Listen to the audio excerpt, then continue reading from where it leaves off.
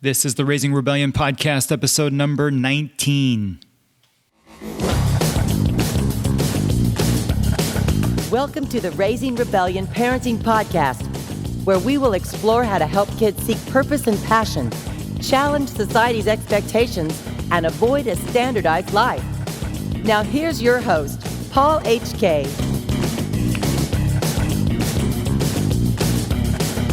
Hello, Rebels. Thank you so much for being here. Today, we conclude this special trilogy edition of Raising Rebellion, Rebel Generations. In today's Part 3 finale, I talked to millennial entrepreneur Riley Temple. Riley was not a good student, according to his teachers. He talked too much and was distracting during class. You might remember Jody hilariously talking about this in Part 1 of this trilogy. He felt disrespected as a student at the time, but he also offers some different perspective now after having been away from school for some time. Riley was vocal and expressive. He loved sports. At one point, he moved from team sports to individual sports because he realized that his own actions created results. He did a lot of growing during his trip with his family, and it helped clarify his path. He decided not to go to college, but that decision had no effect on his being a lifelong learner. He's already started a few businesses, including having worked with his grandma Jan, and says that he was blessed to have a mom that questions why. Riley is a great example of somebody who's had curiosity cultivated in his life rather than discouraged. Here now is Part 3 and the finale to the Rebel Generations Trilogy, Riley Temple. Okay, here today talking to explorer, creator, writer, traveler, and author, Riley Temple. Riley, thank you so much for being on the show today. Hey, thanks for having me, Paul. Wonderful to be here. Awesome. It's my pleasure. You know that this is part of a three-parter, 3 generations. For you, let's start at the beginning, if we could. Start with your childhood. Tell me a little bit about growing up, your family life, and a little bit about your journey to where you are today. Yeah, would love to shed some light on that. So I grew up in Beaverton, Oregon. Just, your typical kind of suburban kid, if you will. I went to elementary school, played all sports, soccer, basketball, baseball. It was a really good time. And I was a little bit of a troublemaker in school as well, if we're going to dive into the, how I did in the classroom and all that. I was a teacher's worst nightmare. I actually, if I'm going to be really honest with it. What does that mean? What does that mean? I just spoke a little bit too much on every single report card that we had. It was always mentioned, if Riley could just kind of, quiet down a little bit and not distract his neighbor as much, maybe he'll, not cause as much friction. But It was an experience, and I was always very vocal and expressive, and I was very creative too. I loved dabbling in all sorts of things when I was growing up, and I had a family that supported that as well. My mom, being a serial entrepreneur, she kind of dabbled in quite a few things herself, and then my grandmother, who you'll be speaking with tomorrow, she's a writer, author, musician as well. Just total creative. So it was cultivated and encouraged, but I whipped it out every so often in situations where I should have probably been a little bit quiet and let the teacher speak a little bit more, if you know what I'm saying. So it was because of that, that I didn't really feel that the creative side of me was really, respected as much. Right. And so then I obviously mirrored that disrespect that I thought I saw when really, I should have just taking care of business and put my head down and find the times to, be creative. But so that dynamic was kind of created, and I just didn't really consider myself a very good student at all. And I'll get back to this being a student and rediscovering, that I'm a lifelong learner a little bit later. But I had a really unique opportunity as well to see multiple perspectives of life. My parents split when I was 1. And I got a fantastic stepfather, John. He came in when I was about 2. He was a financial planner, your classic office job. My mom, like I said, was a serial entrepreneur based in service right now. She's a CASA representative, speaking on behalf of foster care students. She did, adoptive work when she was younger, a couple years ago.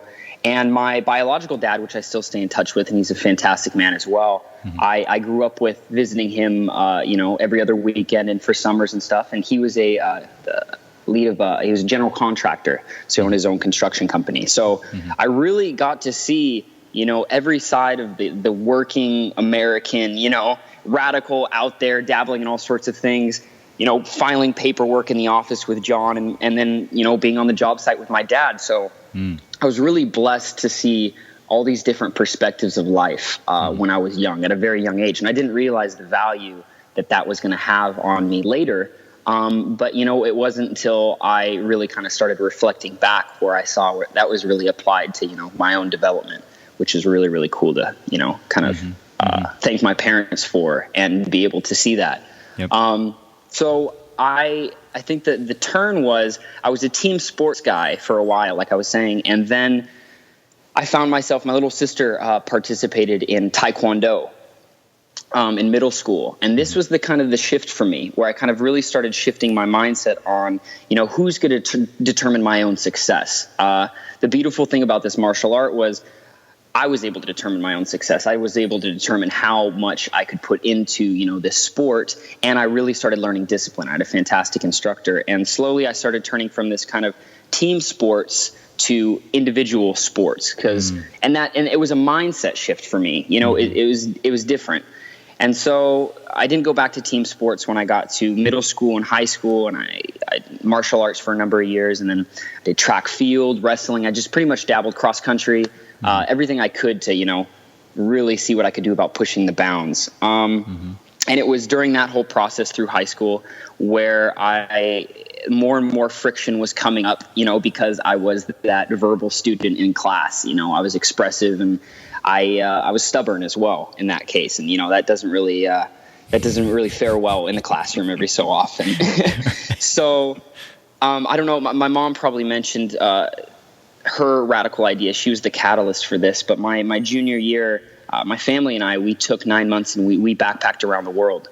And it was this combination of you determining your own success with the mindset that I experienced when I was younger, and all this friction that I was facing, not feeling respected as a student or as a creative in the system. And whatsoever, I'm not at all trying to disrespect that system. My perspective of it was, created that dynamic. It created that relationship. I realized later. And so anyway, we took this 9-month trip and I came back and I was able to really see how valuable perspective and experiential education was. I went from a 1.2 GPA student my freshman, sophomore year to a 4 my junior, senior after I came back. I realized, who I was and how I best create and how, I can really contribute to the classroom as well. And the teachers noticed a dramatic change as well while I was there. Wow. And when I got back. And so that was kind of my transformative upbringing, and at least all the variables in which I consider, made me who I am today. And so after high school, I just didn't, and this is now leading into that hacker home question that you posed earlier as well, how I found myself now here in Silicon Valley, building businesses and being surrounded by other business owners who, are really, striving for their own dreams and pushing their own bounds and determining their own success, which is, a fun environment to be around. As you probably know, going up to WDS and all that. So, after high school, I just realized formal education wasn't my swing. The gap year was very, very prevalent. So I'm like, I'm going to give this gap year, I'm going to give it a try. And so I moved to San Francisco just on a whim. I was going to move to LA, and then I was doing some acting when I was younger too.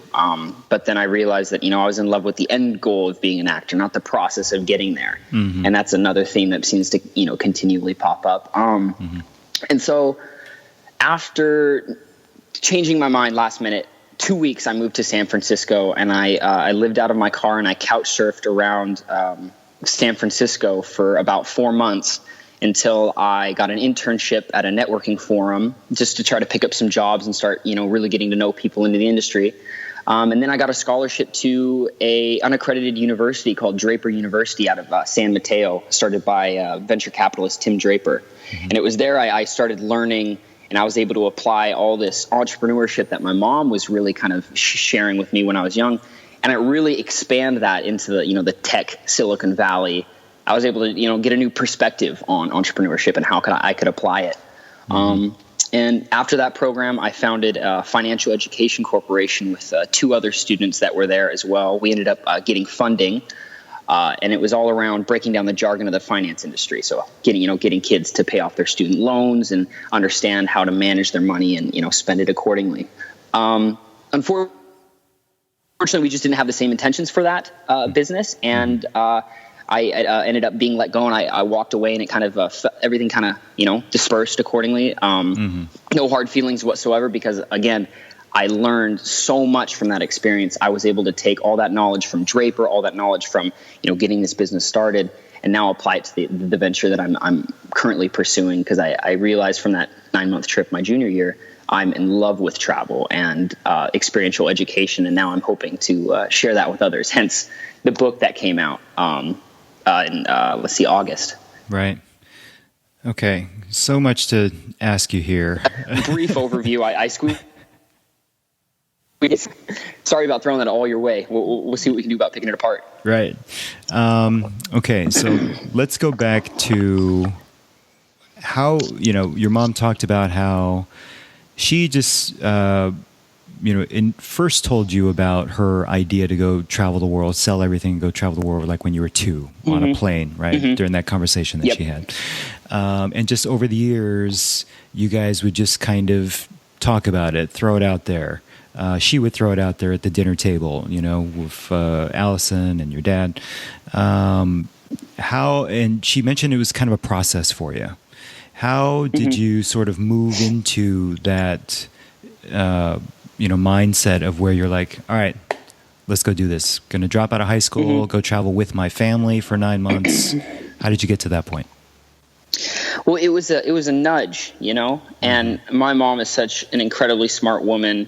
She, like you said, started ingraining it at the dinner table when we were young, and slowly that what seemed to be radical conversation about dropping everything and traveling around the world for 9 months slowly became more and more realistic, because our perspectives were slowly changing, and the tension that we felt outside of our home. And I'm not saying that when we got home it was the perfect household whatsoever. We're your typical suburban family. We fought. I have a little sister as well, and we bickered, and but there was just something about sitting around. She always emphasized sitting around the dinner table and just laying everything out from that day and seeing what we can do about talking through it. And then she would slowly pose, like, what if we did this? What if we did that? And slowly those radical thoughts, like I was saying, became more and more practical, and we started asking ourselves that question. It wasn't just her asking that question anymore.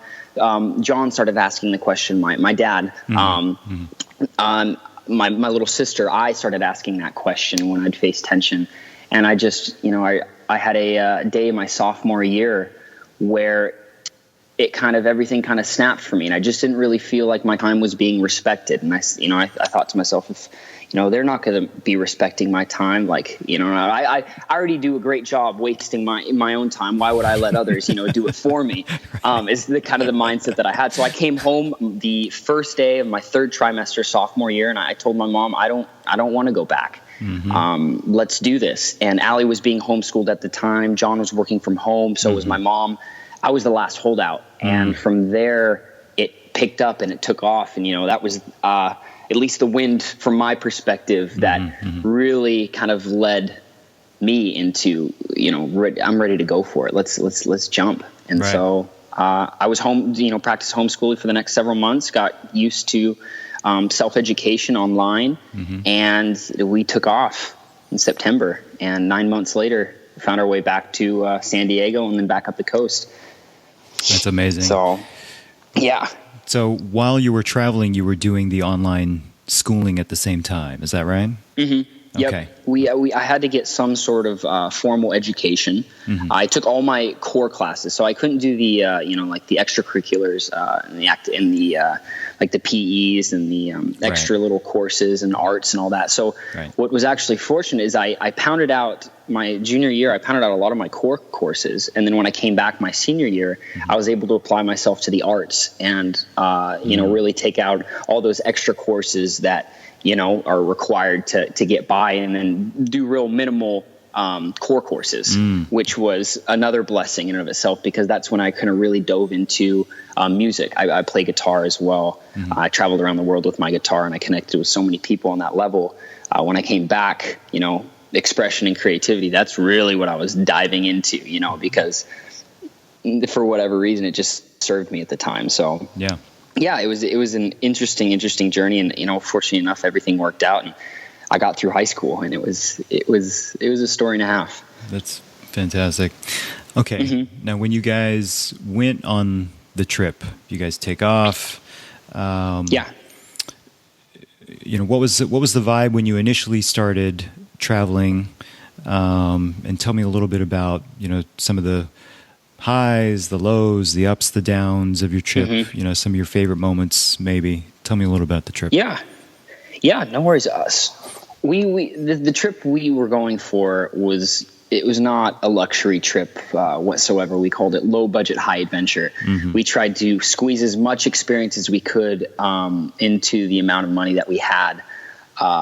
And we weren't staying in resorts. We were actually staying in hostels and homestays. So a lot of the time, we'd be in, a 10 by 10 room, sleeping, and it's like, I can't even, 2 years prior to doing that trip, I couldn't even imagine spending that much time that close to my family. Like, no way.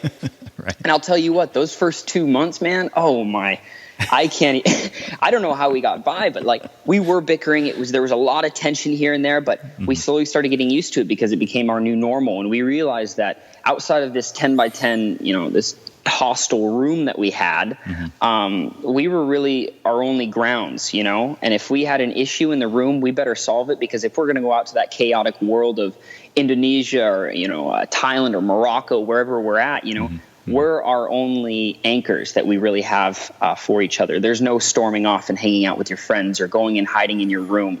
You really got to sit down and talk about these issues and get through whatever problem you're facing now. Yeah. And that in and of itself, bringing up perspective, changed my perspective on my parents completely, and my little sister as well.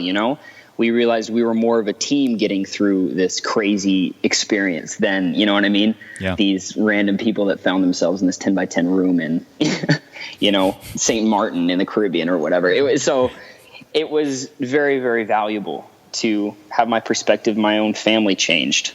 I saw them in a completely different light when I got back, and I saw myself in a completely different light too. So, like I said, blessed for that. Right. So tell me about that change. You guys do this thing together as a family for 9 months. You come back, and now you got this alternative reality hitting you, right? A lot more traditional, what you kind of walked away from 9 months prior.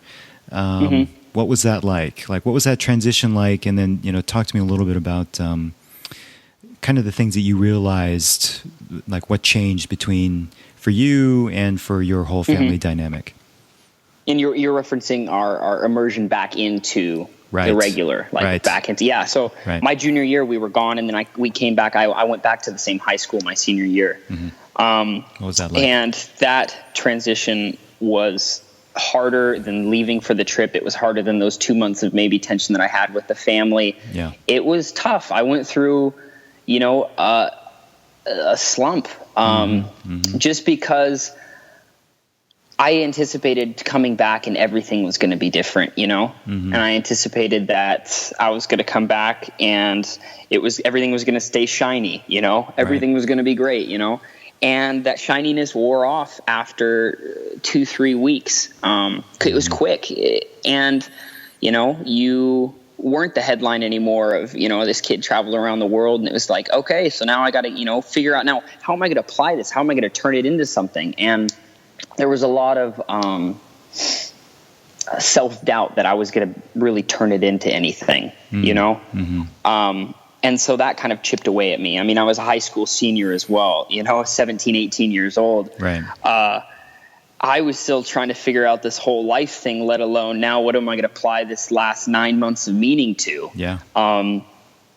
And that was tough. But like I said, I was fortunate enough because I came back and I was able to do a lot of music. I actually decided that I might as well stretch my environment for me. I might as well see what I can do about making the most of the senior year and make the most of what my high school provided. So I was an athlete my whole high school career. I entered into a play and I did a musical at my high school, and that changed my life as well. It was the people that were in the musical were just unapologetically them. I made the most realist of friends there. I was able to really show up as myself fully, express myself, like sing music, just be outside my comfort zone. And I realized that that's what travel was. It was like there's so many different experiences that you can have, but they all take you to that same place of, taking you outside of your comfort zone, changing your perspective, and then finding a way to apply that new perspective to, benefit you and those around you as well. Yeah. And so it was really, really fun it's just tough at first, but then coming back and realizing how, okay, cool, I can apply this to this scenario, or, and it felt like I was backpacking because every day was a little bit different because I didn't know what I was going to say yes to, Yeah. And that was fun for me once I realized that. And that's, I think, what really gave me the courage to just pack everything I owned up in my car and move to San Francisco on my own. Right. So it's fun, and I referenced the nudges earlier. It's fun to kind of see the breadcrumbs and the nudges. At first, my mom, obviously the catalyst of all of these things, got started, but now, leading me to where I am today, I can't write this stuff either. So it's been fun. Yeah, it feels like it was almost meant to happen that way. You know what I mean? Yeah. When Very it happened, serendipitous, yeah, like when it happened for you, when you actually said yes, to going and taking off for your junior year and come back for your senior. It just feels like it was meant to be. I don't know, like just senses that way. Absolutely, yeah. So, and digesting that, I'm still working on, right. What's exactly it's going to be applied to, but that's ongoing. So right. It's funny how these things work out. Yeah, totally. So, tell me a little bit about Draper University. What is Draper? What's it about? And what kind of stuff did you do there?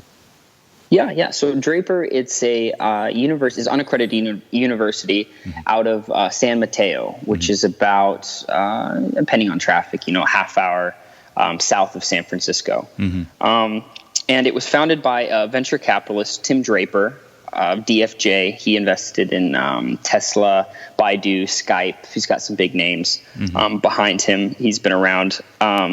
He's actually a dynasty kind of venture capitalist here in the Bay as well. His father and his grandfather were big venture capitalists. So, another one of those family legacies, cool to see. Right.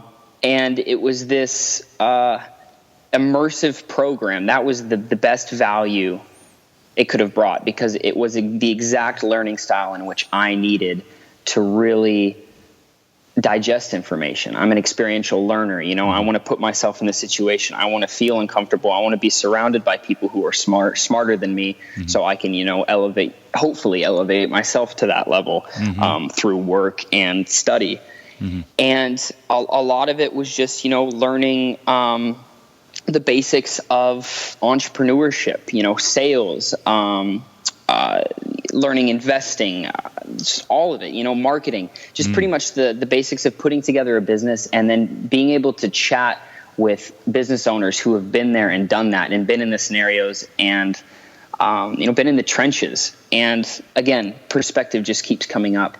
It was the most valuable thing that I could have gained there, was talking to those entrepreneurs who have been there, and talking to my students side by side about their own perspectives of how they see themselves applying their own skill sets.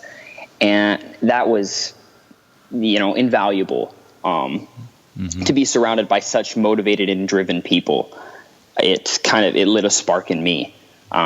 is what it really did. And so not only was the information that was presented at Draper invaluable, but it was the network and it was the immersion into this world of Silicon Valley that really brought me out on the other side, a better and more experienced businessman, which was cool little title. Yeah, that's great. Now, let's talk about education, kind of in general for a minute.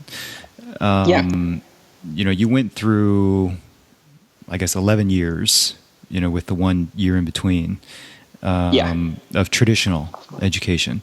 Do you think, how did that serve you? I mean, obviously it kind of took you down a path of where you realized, okay, well, this isn't really my style. I'm much better hands-on and experiencing, more experiential type of education. But what role do you think traditional education played for you?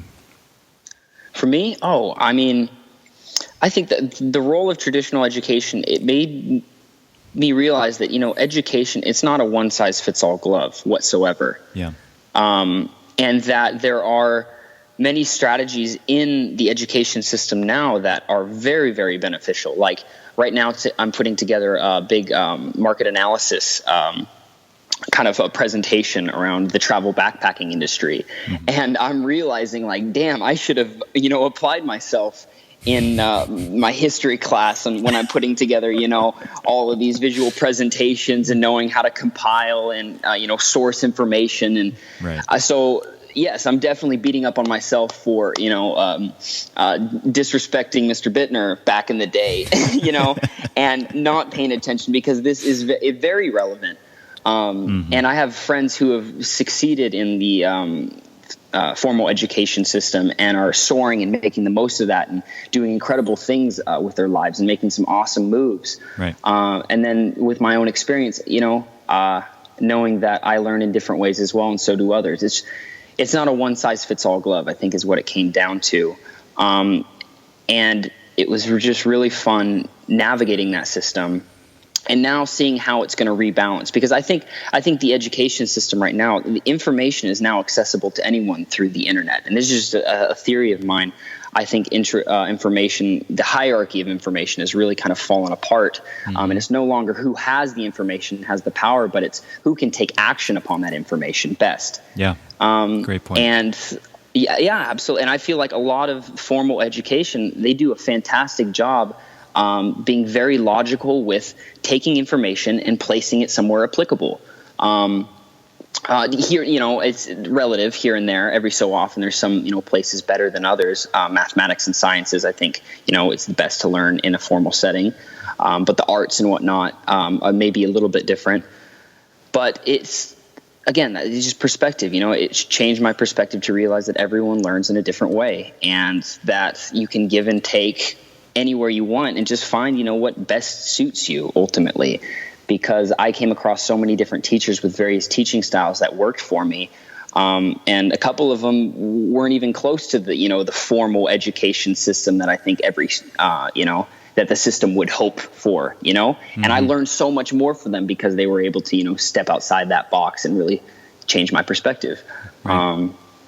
And so, that was the value I really pulled from that system in my 11 years of being integrated in it. Gotcha. And I'm not putting college or any higher education off the table. Right. I will definitely hop on it if I feel like it serves me. But, as of right now, I'm seeing other opportunities that I can really dive into. So I'm going to, explore those for a little bit. I've got time. It's cool. Right.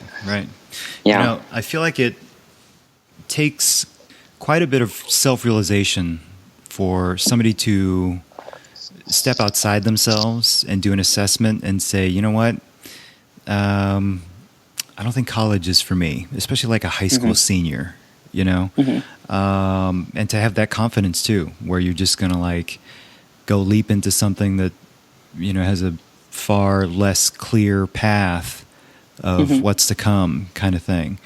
Where do you think that came from for you? Do you think it was kind of the dynamic of your family? Do you think it was the trip, maybe a culmination? What do you think that was? And tell me what your parents said when you told them you didn't want to go to college. Yeah.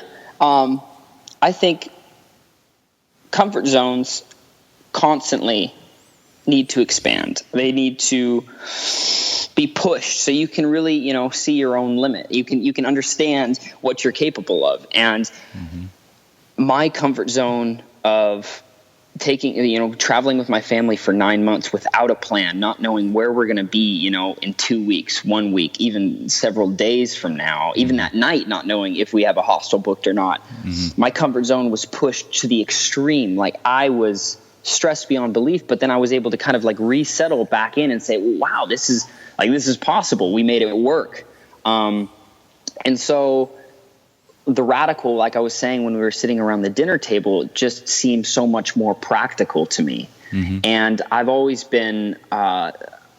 loved these alternative thinkers and those who just kind of, break the box. They don't even think outside of it. They're always kind of shattering other people's perceptions of what's possible and whatnot. And a lot of those individuals that were making big differences in the world, they were really taking hold of their own education and taking hold of their own life.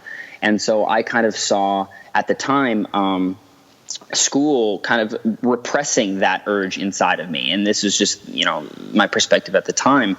And now I realize it's really what you make of it. And what I realized, through my senior year, it's how you apply all of these resources that they give to you. It's an incredible environment, these higher education. And so it's been fun too, because I get to visit my friends and kind of see how they're making the most of their situations and whatnot. And they're doing some fantastic things, like I was saying.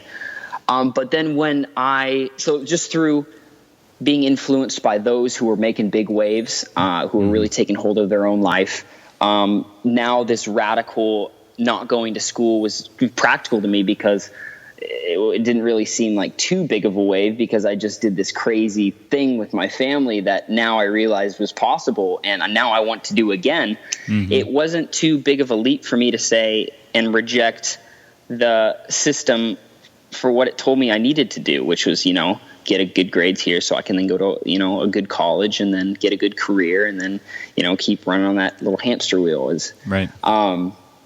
And when I presented it to my parents, they were like, well, yeah, of course. And I was shocked, to be honest with you. I was like, what do you mean? I was rearing for a fight, I was ready to go. I had my running shoes on, man. I was all, so it was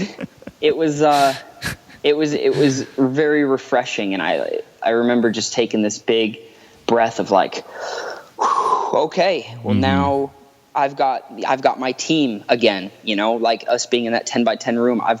They're going to advocate for me. And my mom would tell me stories of, she'd be sitting around the table with, the moms, and they'd talk about colleges and they'd talk about, what their kids were going to be doing and stuff like that. And then everyone would look over at my mom and they'd be like, so what's Riley doing? And she'd be like, oh, he doesn't, he's packing up his car. He's probably going to move to San Francisco. My original plan was I was going to backpack South America for several months. San Francisco was just going to be a interim for a little bit. But then I got caught up and fell in love with the startup scene. And so, but I realized, and the same very similar stories with John and my biological dad, Mark, as well. And they were on my side, and that was just so refreshing and just gave me the energy to just really go for it. And so that's what really kind of allowed me and gave me the courage to just jump into it and just really, like I said, take hold of everything and, stay accountable for my own success in a sense. Yeah, that's awesome. It's all a process, right? That's all we're doing in life as we're going through this process for ourselves.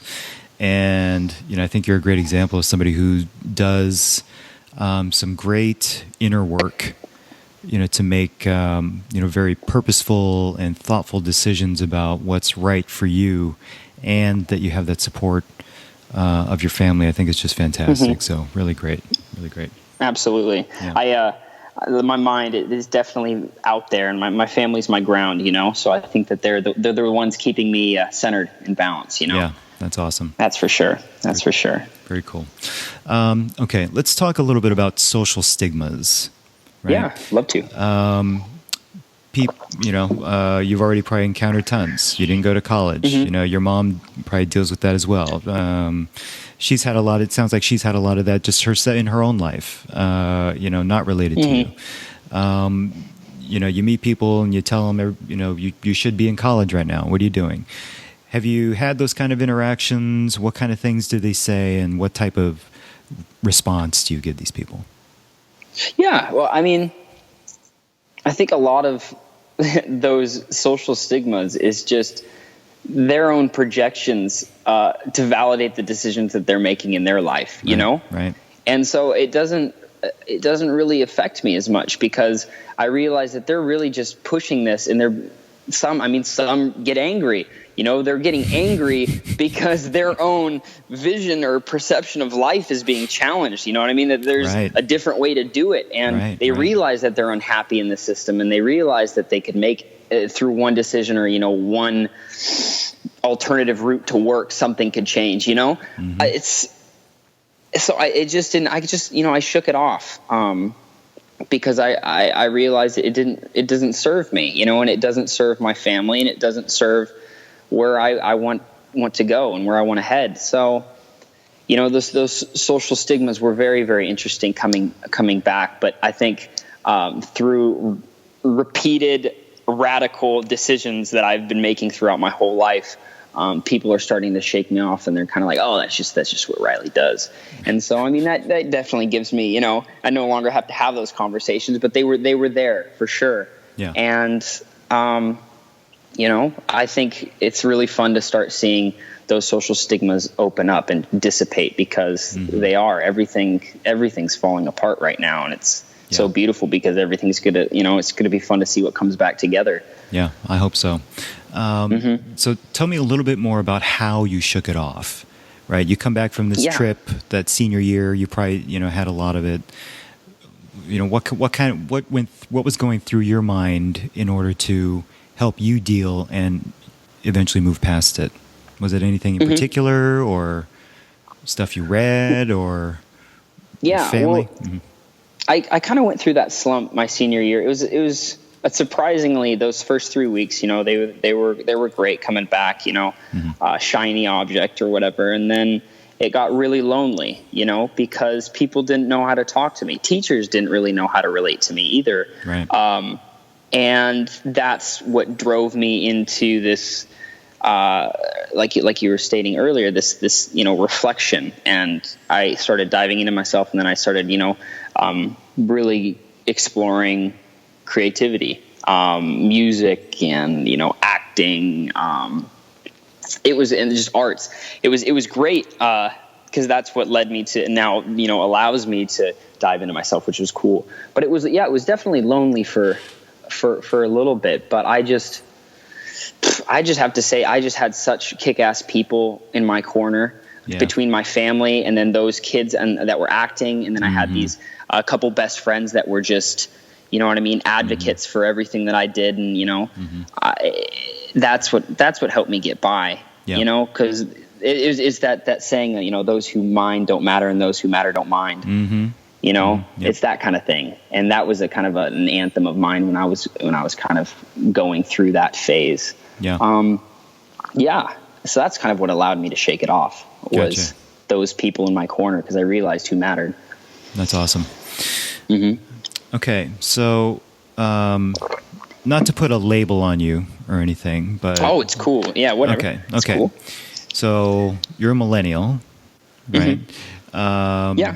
You've already, as a millennial, you're labeled already, right?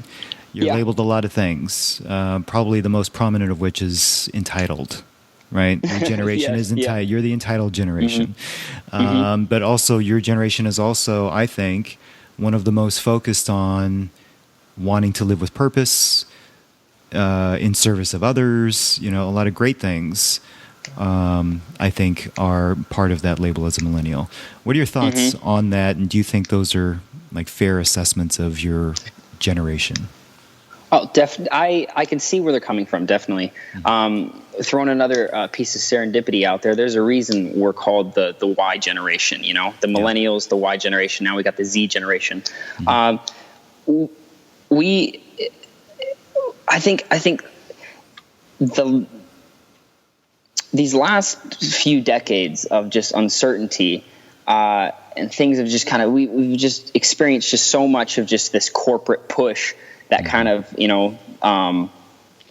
that kind of overwhelmed everything, and now the internet kind of surfaced and whatnot. It's just, I think a lot of us just realized that there was some instability in the system that was supposed to be rock solid, and so I think that instability posed it was just unstable enough for us to kind of question that why. And then once we, why are we doing this in the first place? Where are we headed? What's the end goal? What are we preparing for? Why are we sitting through all these courses and having to do all this busy work and always prepping and feeling, it's just always felt like that hamster wheel, like I was saying. So that once that why question was presented, Generation Y, I think millennials really started kind of digging into themselves and looking for that truth and seeing what resonated with them. And I think that produced possibly a little bit of a selfishness as well, because we're rejecting the system, and that could then, reflect entitledness too. Because we're really kind of consuming everything that we feel is true to us. And I think the biggest problem with the media and kind of just the millennial generation right now is that we don't really have a filter. We're questioning why, and everyone's kind of grasping for meaning on why we're doing what we're doing, but no one's really applying their own filters to it. And so a lot of the stuff in which we're consuming, we're constantly, turning, and maybe it's not the complete truth. And so I think there's like this selfishness, and then there's this entitledness, but there's a selfishness for self-benefit and benefit for you, those around you. But then there's this like entitledness of, this negative outlook on entitledness. And I think it can go both ways. And like I said, a matter of perspective. Is this making sense, Paul? I'm rambling now. Yeah, no, totally. But it's making total sense. Cool. Awesome. And so I just feel like it was this why question was posed, and because of that why, it just kind of kept erupting in us. Why are we doing this? Why are we doing this? And we just started, taking things for ourselves and seeing how it resonates with us. And I think it was viewed as, yes, in an entitledness. But I think that's my current understanding of, possibly why we've been, given that entitled label. Yeah. It's, thank God, first of all, that you're asking the why question. I don't think, my generation has asked that question nearly enough. And I think it opens up a lot of answers, I also think that I know your family and your mom asks that question why a lot. How much of that do you think was incorporated, in your family home, in your dynamic? I know, you were asking a lot of whys, a lot of what ifs. How much of that do you think was sort of ingrained in you, and you're now taking that and applying it to your own life and out into the world? Was that a big factor, man. you think? Yeah, everything's a remix. And this is just a personal thought of mine, I don't think there's really any original thought. I think everything is a remix, and we're taking information, and applying it, elsewhere, and we're building information just like Legos, and putting together these incredible things. So definitely it was ingrained in me at a young age, because I was just so blessed to have a mom who was questioning why, which is, was out of the box for her generation too. That's, I think, what it just came down to. Yes, my mom was for sure providing the building blocks for me to think in the way in which the way I am now, and will continually, dabble. But yeah. So tell me a little bit about this hacker house that you're living in. Your mom mentioned that, they're staying with you right now, and she's already met like some incredible people that are working on some incredible things. Tell me what this hacker house is and how you ended up there. What kind of people you're meeting there? Oh, fantastic people. Really, really. I mean, there's a reason I was drawn to the Bay, because it's a magnet for just these incredible people that really want to make a difference. And it's this, I'm trying to remember this phrase that a woman shared with me a while back, but it's just this random kind of, the possibilities for something incredible happening are so much higher due to just the amount of people and the amount of movement that's happening down here in the Bay, and the money that's shifting hands and the opportunities that are constantly being presented. So, it's just, there's an energy down here that I just really, really kind of, I enjoy, and I can sense that others are tapping into as well. But the people this hacker home that I'm in, George, he was my roommate at Draper. He's been working on his own startup for the last I think it's been about 4 years now. He went to Cal Poly down in San Luis Obispo, and he dropped out, and he came back up here to the Bay after Draper to really focus on his business. And just through the people he met, he found an individual who had this home that we were able to basically take this 3-bedroom, 2-bathroom home and put bunk beds in it, and host Stanford students, host entrepreneurs, business owners, all sorts of just incredible people that are just coming to the Bay to, be a part of it all, and share their own stories. And, some of them decided to move in long term, and others, would come in and out. So it was just this awesome networking tool to just live in a home where you're constantly being surrounded by people who are doing incredible things. Yeah. And so this hacker home, it was an animal house for a while. We had a lot of people living in here, but now it's just George and I. And it's a little more quiet. And I'm kind of digging it that way, but it was fun when it was at its prime. It was something else. Right. You say animal house, I'm picturing like toga parties and like kegs everywhere and whatever, Oh, yeah, absolutely. There may be some toga parties here and there. Okay. All right. Okay. Tell me about some of the people that inspire you, and do you have any mentors? Yeah, I have some incredible figures that I've always just kind of admired and looked up to. One being, if we're going to go down the writing side of things, Jack Kerouac. He's a part of the Beat generation, and his book On the Road really was very influential to me. Just because I think it really encapsulated, and I mean that book itself inspired, a generation of beats, the beatniks and all that. And then, they were first Walt Whitman, because you got Walt Whitman with the Transcendentalists, and then you have the Beat generation. The Beat kind of turned to the hippie movement, and then, things got a little muddled there with all the drugs and whatnot. But it spurred from this just very pure transcendentalist movement of, it was very introverted, introspection kind of took place there. And I think I love that about Walt Whitman, but there was just this extroverted side of Jack Kerouac that just really, really kind of pulled me. And he was just radical, and he just did his own thing, and he wrote about it all, and he was surrounded by these just incredible characters. And so just that, I think that book On the Road was something that just really struck a chord with me, and then, helped me, continue my research down those thought leaders and those who've influenced me. Another really big figure in my life, especially currently and in the past, has always been kind of, his name's Alan Watts. Have you heard of Alan Watts? No, I haven't. He was a professor of philosophy at Berkeley, and what he did was he was able to take Eastern philosophy and apply it to a Western context. So he was able to take the practices, Buddhism and Hinduism, and be able to kind of share it with,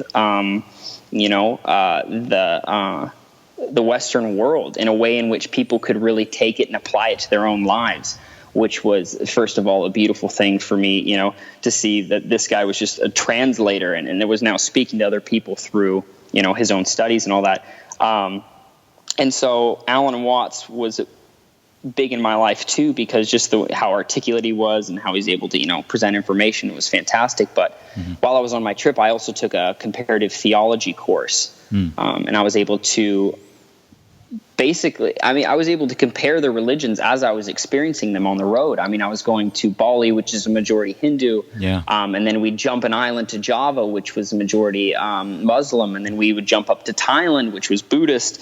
And then, we went to Israel, where we were able to experience, Jerusalem and that dynamic as well. And then, the Vatican in Rome, and then Morocco, really experience. It was just like, and I was taking a course at the time too. So I'd read about these temples, and I'd read about this history of these religions. And then I'd go to those temples and I'd experience those people. Yeah. That's crazy. And so that's what turned me on to this way in which Alan Watts was able to translate cultures and express, and there it is again, share perspective with people.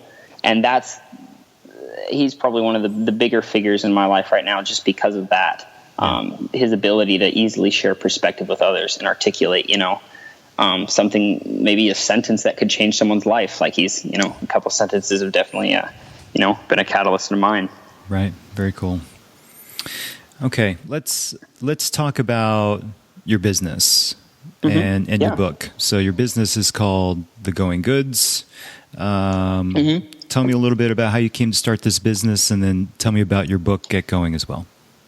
Yeah, absolutely. Well, after the tech startup scene, when I was down here, I moved to San Diego for a little bit to get back on my feet after the whole falling out, and then went back up to Portland, where I was able to take that information and share it with startups in Portland. So I was a consultant for a while, working with, because I think as well, the other thing about millennials is that we kind of grew up with these social medias and constant media in our face. So now we're able to share that perspective with business owners.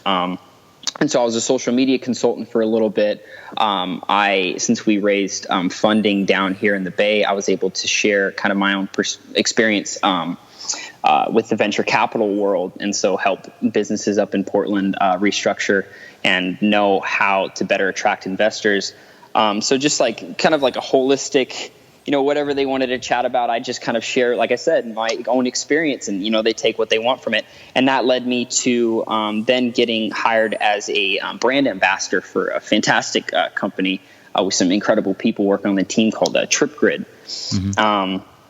And they're working with businesses now, but basically they were a software platform where you could book pretty much any experience in lodging, food, all of it, and then collaborate through social media and whatnot on one platform. So you could book, Travelocity, Expedia, Airbnb, any of experience just through their app. And so they sent me over to Thailand this last December, and I was traveling through Thailand, shooting pictures for them, interviewing business owners and vendors in Thailand, and people as well, And so it was this interesting merge of now my travel life has merged with my business and entrepreneurial kind of sense. You know what I mean? They're understanding.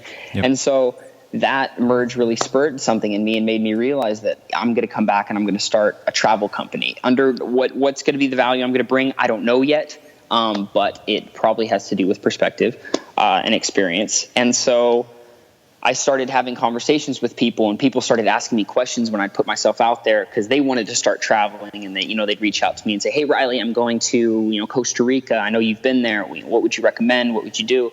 And so I had one friend in particular. He said, "Hey, I'm going to Thailand in 2 months. Can I send you a list of questions?" He sent me 2 pages of questions, man. And I was like, are you kidding me? Anyway, so I went through these 2 pages of questions and answered each of them with about a paragraph or two. And by the end of it, I had 5 or 6 pages of answers and questions and, validated talking points. That then I was like, well, I should do something with this. And so I started sharing it, and more questions were asked, and then they were answered. And I started collaborating with my other traveling friends to answer these questions. And, I had just 30 plus pages of just random little thoughts and things that would be useful for people on the road. So I was like, well, I should turn this into something. So I turned it into a book. I didn't think that I was going to be an author at 19. I finished the book. I promised myself that I would finish the book on June 20th, the day before my 20th birthday. And so I finished the book at 19 and got it published and everything that summer, July and August, and had it released here this last August. And it was a casual release. It wasn't I didn't really push it too hard, just to my own personal network, because I started to, I wanted to get that feedback and understand where this value really sat. And in that process as well, I ended up ordering something that I always travel with now is hammocks, nylon parachute hammocks that bundle up into about just a nice little small packable bundle. So pretty much you have a bed anywhere you go, because as the family we slept in airports and various places every so often, and it would have sure been nice to all have hammocks. But my later trips I traveled with hammocks, so I was like, well, this is essential. This is something people need. So I contacted a business owner who knew of a supply chain where I could get these hammocks, and I got my first minimum order quantity of hammocks. And so I've been selling. I never thought I'd call myself a traveling author and hammock salesman, but that's currently what I'm up to right now.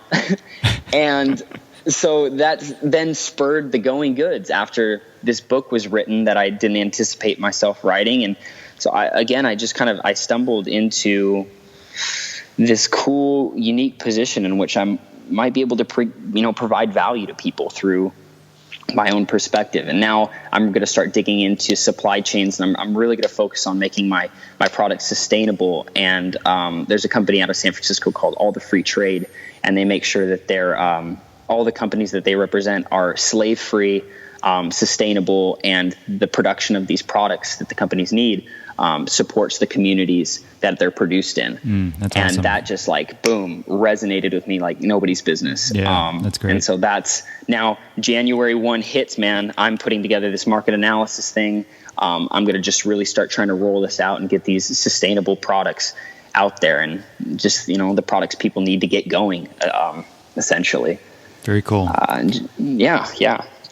So what other kind of products do you think you're going to be offering? Or if you want to talk about it, you don't have to talk about it. Yeah, no, totally. Backpacks are a necessity, toiletries, bags. I got a whole pack list in the book and whatnot. I want to provide everything people need on that pack list. I want them to be able to just press a button, and they're going to have the highest quality goods. They're going to have the stuff that I travel with. And I got a couple other products very unique products that are kind of in the background right now. I'll be excited to indulge those here in the next few months. But as of right now, just kind of fulfilling that full pack list for people. So I just want this decision to be easy. If someone wants to make a change in their life, all they have to do is press this button, and for the least amount of money, they can, plug something somewhere and they can go, they can take off. Yep. I just found out my best friend booked a trip to Thailand, and he's leaving in 8 days. See, I thought we had 2 months to plan for this, but he's like, nope, man, I'm going right now. And I was like, damn, Evan, we got to work on this, man. What are you talking about? You're leaving in 8 days. And so and he's the second friend who's just kind of gone up and left. And I'm humbled to kind of be credited for helping these guys go and start exploring. So I want to provide the Evans of the world, is my friend who's traveling. I want to provide the Evans of the world with the opportunity and the ease of decision to make that change in their life, so they can start experiencing different perspectives.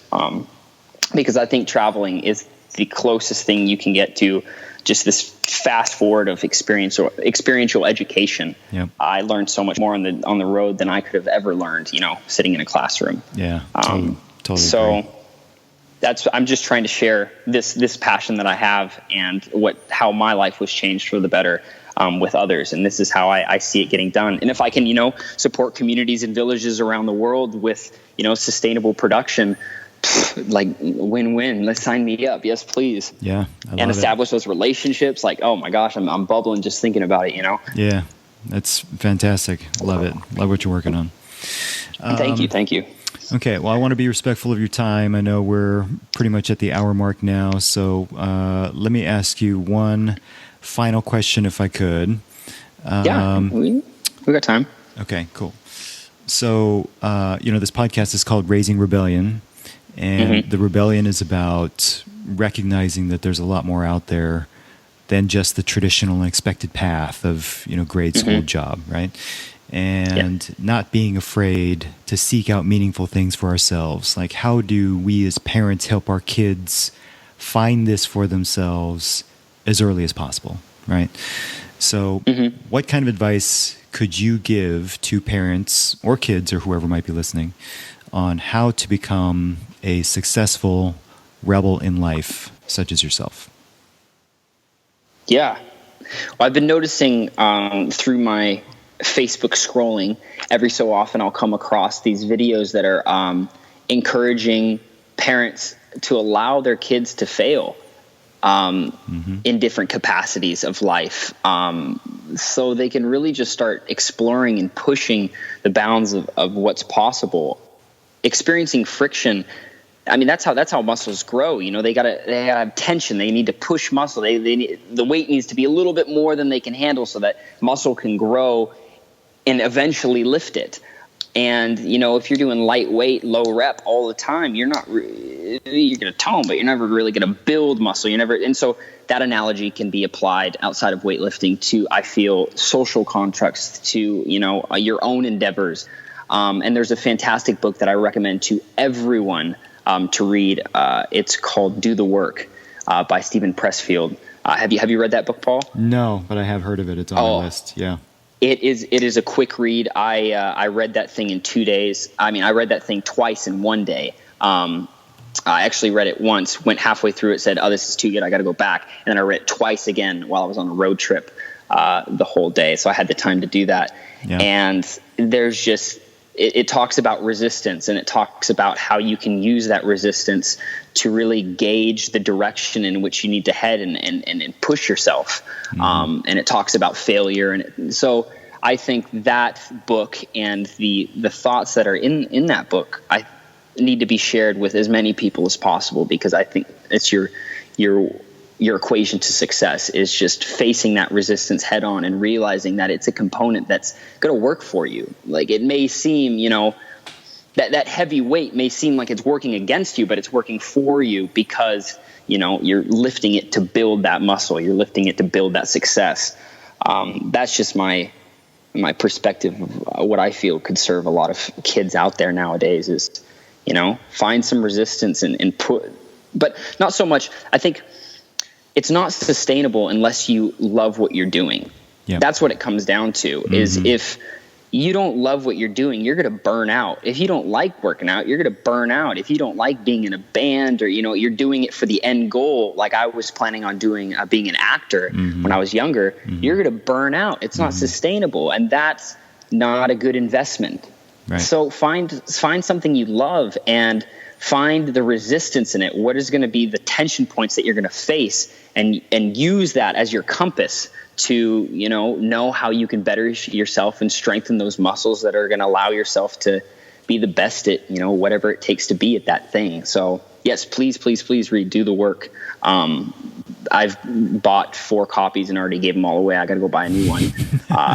I love that book, man. And it's such a quick and easy read. I actually, the way in which Pressfield put his information in the book, or structured his information, I did the same in my book, just because it was just so easy to comprehend and roll through and absorb. So yeah. I read Pressfield's War of Art, which I'm guessing is probably the same type of format where, it makes it super easy to read, fast, you absorb it well. I mean, yes. Very cool. So, all right. A lot of content from War of Art was taken and applied to Do the Work. Very, very similar. Okay. I just think Do the Work was kind of the perfection of the War of Art. But yeah, you totally get the concept if you've read the War of Art. Right. Okay, cool. Well, that will be next on my list to read. Absolutely. Okay. It's a quick one, especially if you breeze through that other one. You'll pass through it in an afternoon. You're good. Okay. Very cool. Yeah. Okay. If people want to find you online, contact you, check out what you got going on, where can people do that? Yeah, so I've got my personal website. I got to revamp that. It's RileyTemple.com, but my business front is going to be thegoinggoods.com, and I'm going to re-update that starting January 1st. We're going to get that back up online. We're going to have the hammocks, the books are going to be on there to be purchased. But I'm really going to start. They're going to be up there for a little bit. There's not going to be a whole lot of activity here for the next month or so, because I'm going to work on those supply chains and establishing those relationships so we can really hop into that sustainable manufacturing, because that's something that I'm really, really excited about getting started. And I just want to start conversations with people. So please, please, please, I encourage reaching out to me, because conversations and perspective are how I learn and how I feel I can then, share and, have better others on top of that. So I'm just opening the doors for collaboration and connection right now, these next several months. 2017 is going to be a fantastic year, and I can't wait to see, who arrives and, shows up and what happens accordingly. Yeah, I love it. All right. Riley Temple is an explorer, a creator, writer, traveler, and an author. His book is called Get Going. His business is The Going Goods. Definitely check those out. I'll put links to both of those in the show notes. Riley, you're just an inspirational guy. It's just, you let people know that there are indeed other paths out there that they can choose to take outside of the traditional paths. So it's really fantastic. Thank you so much for sharing. Really appreciate you taking the time to chat with me today. And, please absolutely 100% let me know if there's anything I can do to be of any help and service to you in the future. So thank you very much. Oh, wow. Well, thank you, Paul. I cannot wait to see the impact that your creations, especially this show, are going to bring to the world and what they're going to do. I'm excited for what's next for you. And please, please, please stay in touch. This was fun. All right. Will do. All right, Riley. We'll talk to you later. Absolutely. Happy New Year as well. Yeah, same to you. Yep. Bye. Bye-bye. RaisingRebellion.com is where you can find all of our podcast episodes, show notes, and sign up for our mailing list for all of the latest updates. If you're enjoying the podcast, it would be a huge compliment if you shared it with other Rebel parents that you think might enjoy it too. But most of all, I appreciate you listening, and I hope you're finding some helpful information for your family's journey. Thank you for being here, and until next time, go Rebs.